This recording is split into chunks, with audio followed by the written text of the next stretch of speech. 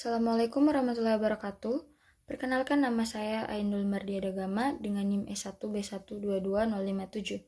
Pada presentasi kali ini, saya akan mempresentasikan presentasi saya yang berjudul Hugo Alvar Hendrik Aalto dan Eero Saarinen. Topik pembahasan yang saya sajikan ada dua topik. Yang pertama Hugo Alvar Hendrik Aalto dan Eero Saarinen. Sebelum masuk ke topik pertama, kita akan masuk ke tahap pengenalan, yaitu yang pertama, Hugo Alvar Hendrik Aalto. Hugo Alvar Hendrik Aalto adalah arsitek dan desainer Finlandia yang dijuluki sebagai bapak modernisme di negara-negara Nordik. Karyanya meliputi arsitektur, furnitur, tekstil, dan barang pecah belah. Kedua, ada Eero Saarinen, adalah seorang arsitek dan perancang industri Finlandia, Amerika, yang menciptakan beragam desain inovatif untuk bangunan dan monumen, termasuk pusat teknis General di Motors Warren, Michigan, bandara internasional di Dulles, di luar Washington DC, dan pusat penerbangan TWA di John F. Baik, kita masuk ke topik pertama, yaitu Hugo Alvar Hendrik Aalto. Berikut adalah timeline karir beliau.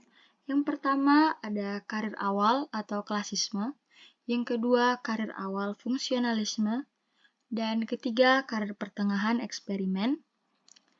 Ada yang terakhir adalah karir akhir monumentalisme. Karir furnitur ini telah beliau lakukan dari awal karir beliau, yaitu 1920-an. Baik, berikut adalah karya beliau pada bidang pecah belah.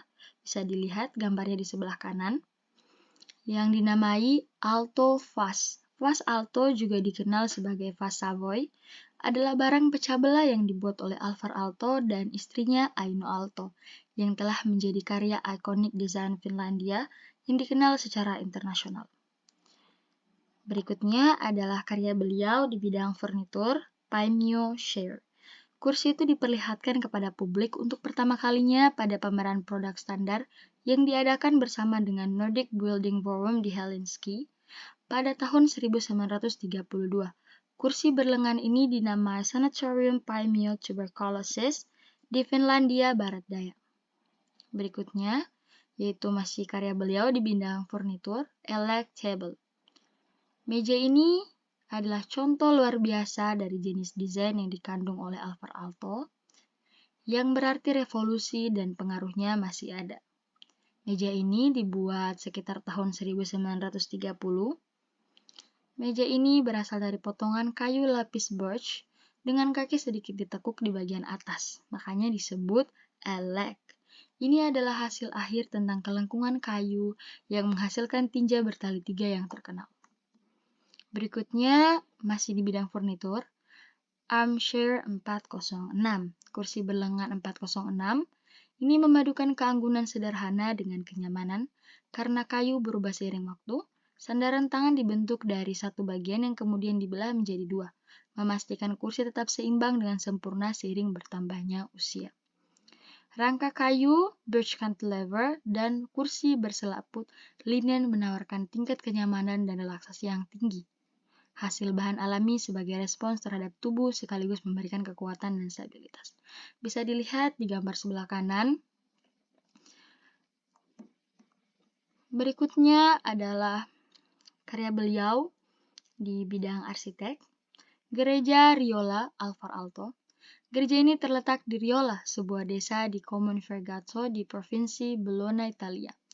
Gereja ini disusun oleh 6 rangka beton asimetris, prefabrikasi atau lengkungan dengan ukuran yang mengecil menuju mimbar, yang mendukung serangkaian sendok cahaya prefabrikasi, yang mana berbentuk kerucut, memberikan fasad eksterior gereja yang khas. Beberapa orang menganggap gereja ini menyamakan abstraksi dari pegunungan lokal setempat, yaitu Apennine. Bisa dilihat pada gambar ketiga, itu melambangkan tentang gereja ini disusun oleh 6 rangka betonisme prefabrikasi. Masuk ke topik kedua, yaitu Eero Saarinen. Berikut adalah timeline atau perjalanan karir beliau. Yang pertama, dari tahun 1940 sampai tahun 1965. Masuk karir pertama 1940, beliau mendirikan Aula Musik Kleinhans di New York. Aula musik ini adalah kolaborasi ayah anak Sarinens, dieksekusi dengan arsitek lokal F.J. dan W.H.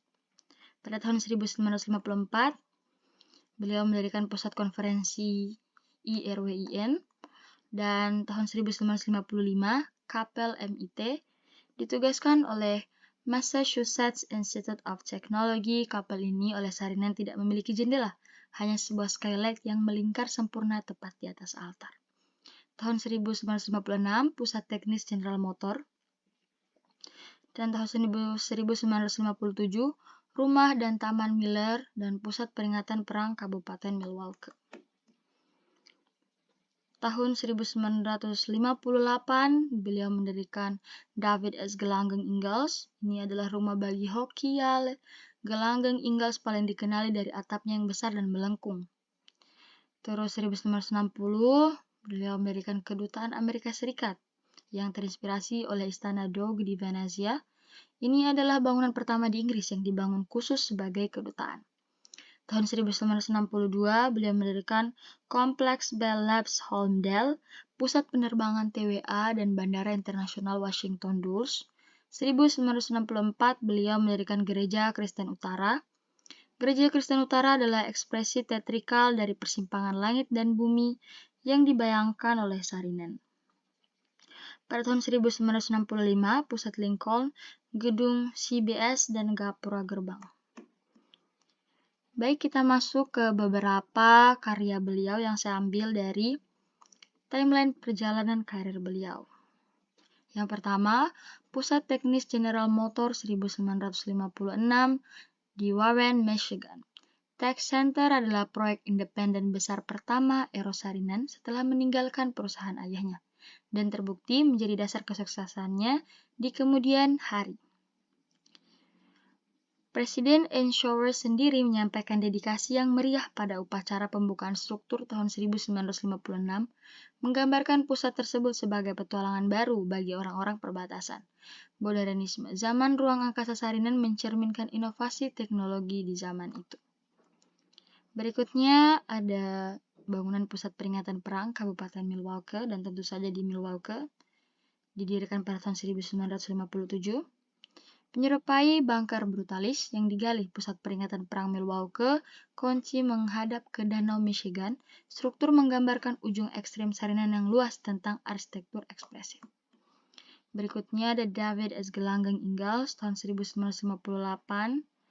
Ini adalah rumah bagi hoki pria Bulldog sejak 1958 dan hoki wanita sejak 1977. Arena ini dijuluki Paus Yale karena atapnya yang berpunuk dan melengkung, tulang punggung sekitar setinggi 300 kaki. Dikatakan bahwa desainnya menggambarkan keanggunan yang terlibat dalam skating. Tak lama setelah dibuka, Ingalls yang menggantikan New Haven Arena pada tahun 1927 sampai 1959 sebagai kandang Alice ditampilkan di Sports Illustrated. Biaya pembangunannya adalah 1,5 juta US dollar, 2 kali lipat dari anggaran awal. Berikutnya ada Pusat Penerbangan TWA 1962. Terminal dibangun pada 1962 sebagai simbol era jet, dirancang oleh arsitek ternama Eero Saarinen. Terminal JFK ini adalah salah satu dari beberapa proyek Saarinen yang diselesaikan setelah kematiannya pada tahun 1961. Opus Magnum ini berbentuk burung kompak mewujudkan rasa fantasi dan fiksi ilmiah tahun 60-an. Sentuhan lebih berkelas, terminal dibangun untuk memenuhi kebutuhan elit jet set yang baru muncul.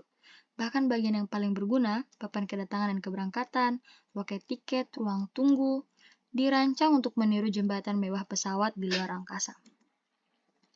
Yang terakhir, karya beliau pada tahun 1965, yaitu Get Aware Arch, adalah salah satu landmark yang paling dikenal di Amerika Serikat. Sarinan menyempurnakan dimensi yang tepat dari catenary yang meruncing dan rata ini untuk menciptakan bentuk yang ikonik, dibangun di tepi sungai Mississippi di titik awal ekspedisi Lewis, dan Clark lengkungan berdiri sebagai monumen untuk ekspansi bangsa ke arah barat. Baiklah, itulah presentasi saya kali ini. Wabillahi taufiq walhidayah. Wassalamualaikum warahmatullahi wabarakatuh.